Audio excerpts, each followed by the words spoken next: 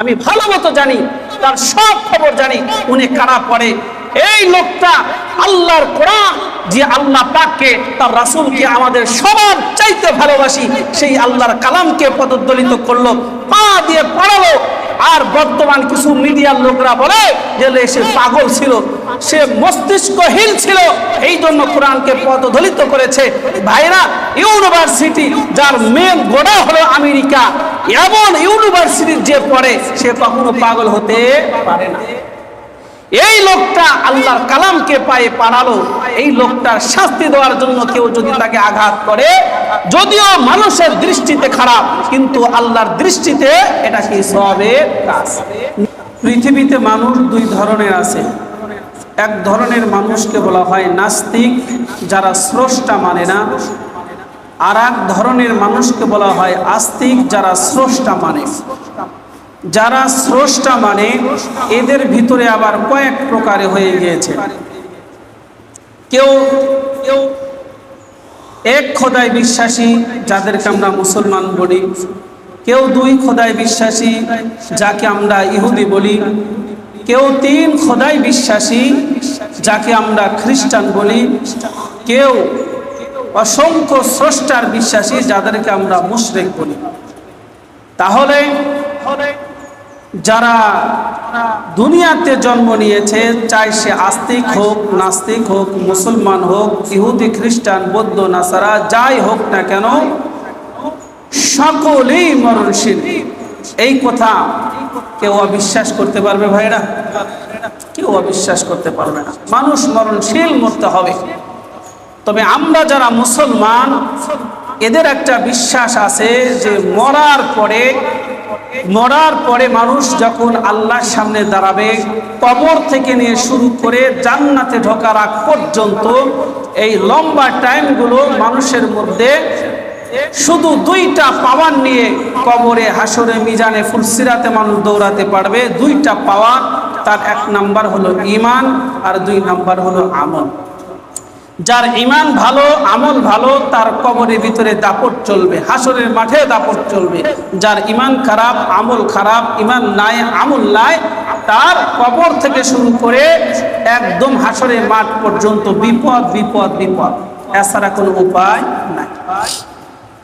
তাহলে কবরের ভিতরে কে বাদশা, কে প্রজা, কে ধনী, কে গরিব, কে আলেম, কে গায়রে আলেম, কে মূর্খ, কে জ্ঞানী, এই পরিচয় কবরে চলবে না। কবরে চলবে ঈমান এবং আমল, হাসরে চলবে ঈমান এবং আমল। এই দুইটা জিনিস যার ভালো থাকবে, তার জন্য কবর ভালো, হাসর নাসর সব ভালো হবে। এটা আমি বিগত কয়েক সপ্তাহ আলোচনা করেছি। ওই কারণে ঈমান ভেঙে যায়, এই ঈমানকে আমাদেরকে হেফাজত করার বিষয়গুলো আমি বলছি। আর দুই নাম্বার হলো, ঈমানকে যেরকম ভাবে ত্রুটি মুক্ত রাখতে হবে, ততরূপ ভাবে আমলকেও আমাদেরকে ত্রুটি মুক্ত রাখতে হবে। আমরা যত আমল করব, সব আমলগুলো যদি ত্রুটি মুক্ত না হয়, ওই আমল আমার জন্য নাজাতের জরিয়া হবে না।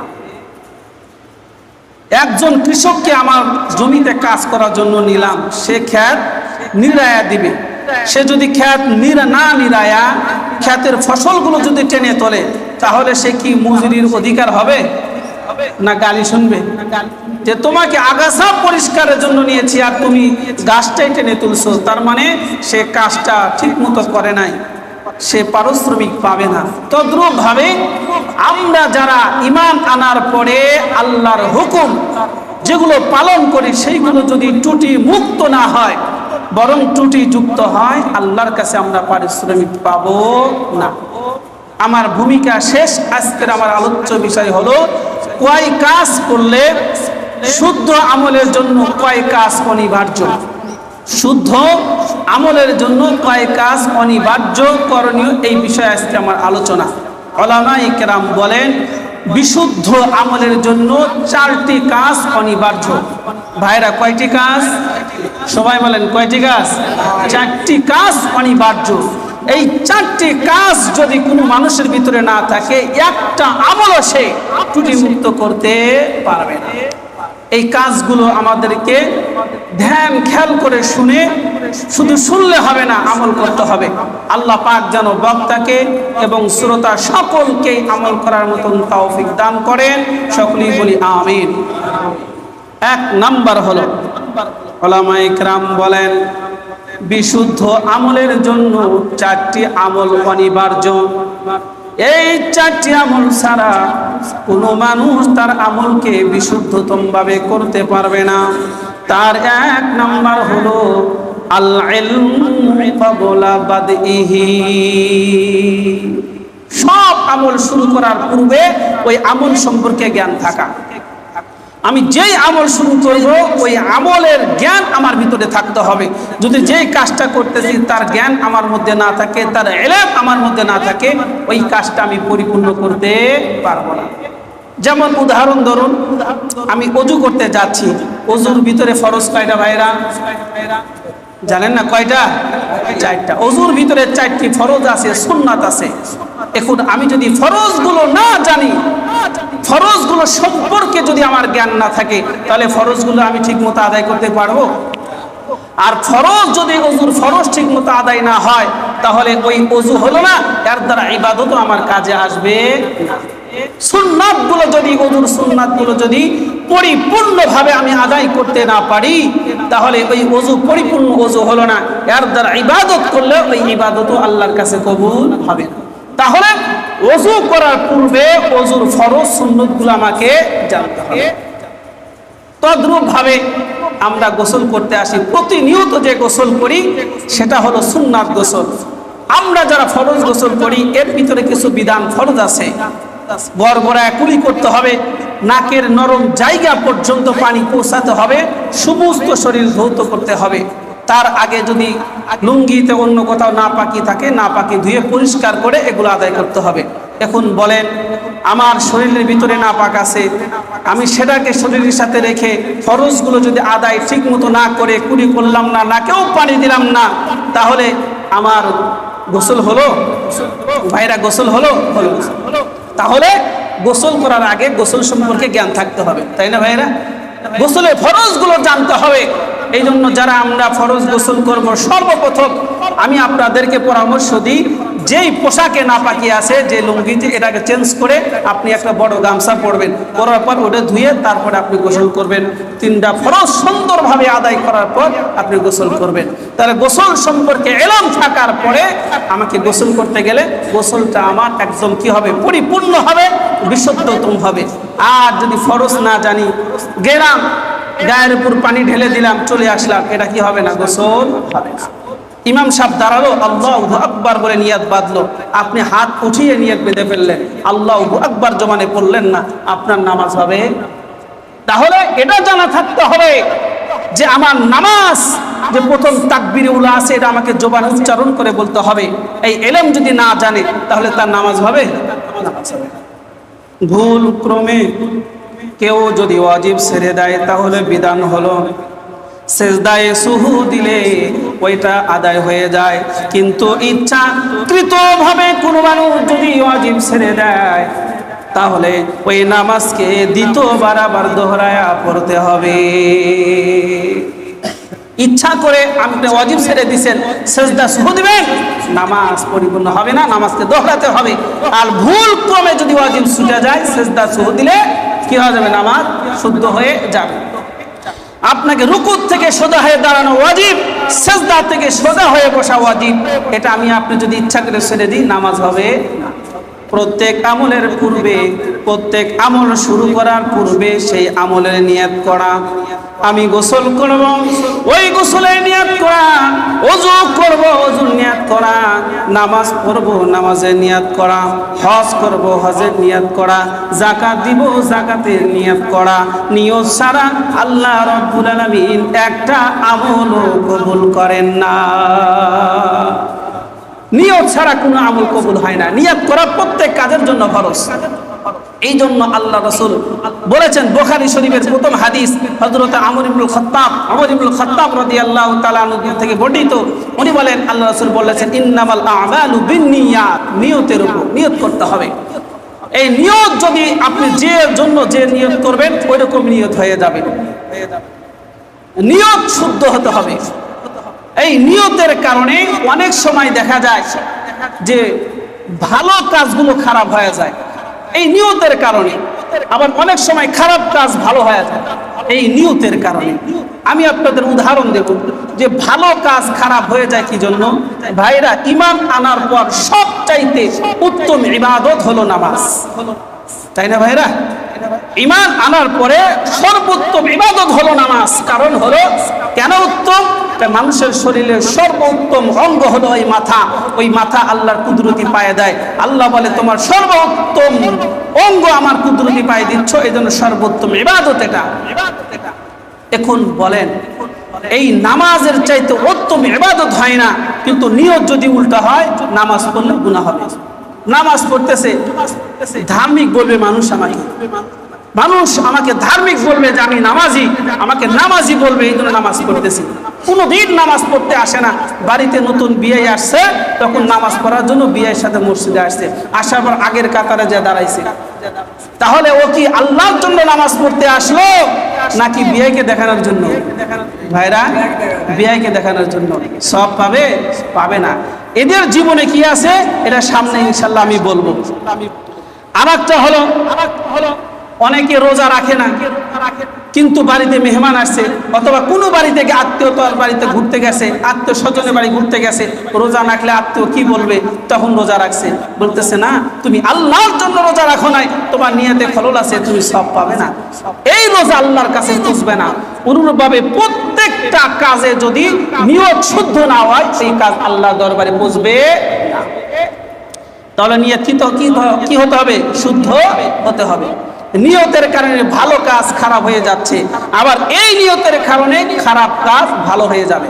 ভাইরা, মানুষ হত্যা করা যাদের ভিতরে সঠিক মস্তিষ্ক আছে তারা কি ভালো বলতে পারবে? কথা বলেন, পারবে? মানুষ হত্যা করা মহাপাপ। শরীয়তের বিধান হলো হত্যার বদলে হত্যা। তুমি অনর্থক একজনকে হত্যা করে দিবে, শরীয়ত বলে তার বিচারে তোমাকে হত্যা করে দেওয়া হবে। শরীয়তের বিধান সর্বনিকৃষ্ট কাজ মানুষ হত্যা করা। আল্লাহ রাসূল বলেছেন যে অনর্থক ভাবে একজন মানুষকে হত্যা করে দিল, সে যেন তার ঠিকানা জাহান্নাম বানিয়ে নিল। নাউজুবিল্লাহ। তাহলে এত বড় খারাপ কাজ, কিন্তু নিয়ত যদি ভালো থাকে কিভাবে? একজন আল্লাহকে গালি দিয়েছে, আল্লাহর রাসূলকে গালি দিয়েছে। ভাইরা, শরীয়তের বিধান হলো যে আল্লাহ তার রাসূলকে গালি দিল, কটূক্তি করলো, শরীয়তের বিধান হলো তাকে হত্যা করে দেওয়া। আর এই নিয়তে সে যদি কাউকে হত্যা করে দেয়, যদিও জাগতিক নিয়মে সে অপরাধ করলো, কিন্তু আল্লাহর নিয়মে কি এটা কোনো অপরাধ হলো? ভাইরা, কথা বলে অপরাধ হলো না। অনুরূপ ভাবে আল্লাহর কোরআনকে যারা বিকৃতি করলো, বর্তমান ইস্যু আপনারা জানেন। অপূর্ব পাল, আমি বসুন্ধরার ছাত্র, নর্থ সাউথ ইউনিভার্সিটি বসুন্ধরার ভিতরে আমাদের মাদ্রাসার থেকে অল্প হাফ কিলোরও অর্ধেক জায়গা বসুন্ধরা মাদ্রাসা, নর্থ সাউথ ইউনিভার্সিটি। আমি ভালো মতো জানি, তার সব খবর জানি, উনি কারা পড়ে। এই লোকটা আল্লাহর কোরআন, যে আল্লাহ পাককে তার রাসূলকে আমাদের সবার চাইতে ভালোবাসি, সেই আল্লাহর কালামকে পদদলিত করলো, পা দিয়ে পড়ালো।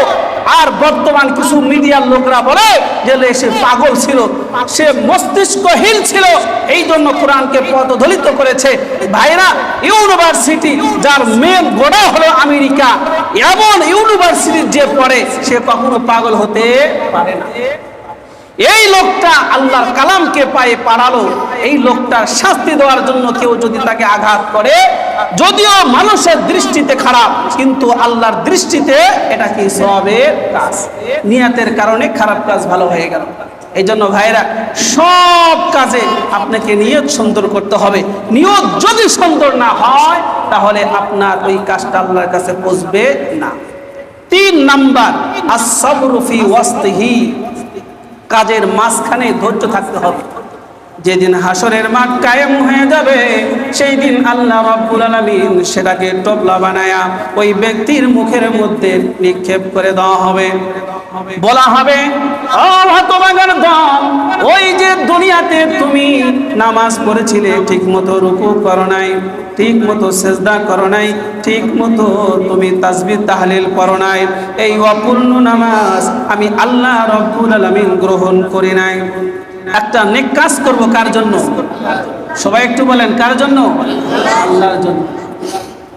অন্যায় কাজ করতে যাচ্ছেন, তখন যদি আল্লাহর নাম নেন, তখন সব হবে না গুনাহ হবে? অন্যায় কাজে যাচ্ছেন, বিড়ি খাবেন, বিড়ি খাওয়ার সময় আপনি বলতেছেন বিসমিল্লাহির রহমানির রহিম, সব হবে? সব হবে ভাইরা? কিন্তু বিসমিল্লাহর ফজিলত আছে। আল্লাহ নবী বলেছেন, কেউ যদি বিসমিল্লাহ বলে খানা শুরু করলো, আলহামদুলিল্লাহ শেষ বলে শেষ করলো, ওই খানার হিসাব আল্লাহ পাক হাসরের মাঠে নিবে না।